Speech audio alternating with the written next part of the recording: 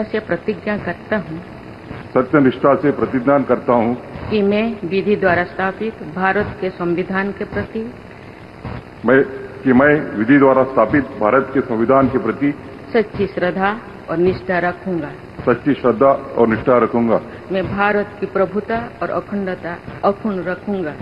मैं भारत की प्रभुता और अखंडता अक्षुण्ण रखूंगा तथा मैं सम्यक प्रकार से और श्रद्धापूर्वक तथा अपनी पूरी योग्यता ज्ञान और विवेक से तथा मैं सम्यक प्रकार से और श्रद्धापूर्वक तथा अपनी पूरी योग्यता ज्ञान और विवेक से अपने पद के कर्तव्यों का अपने पद के कर्तव्यों का भय या पक्षपात अनुराग या देश के बिना पालन करूंगा।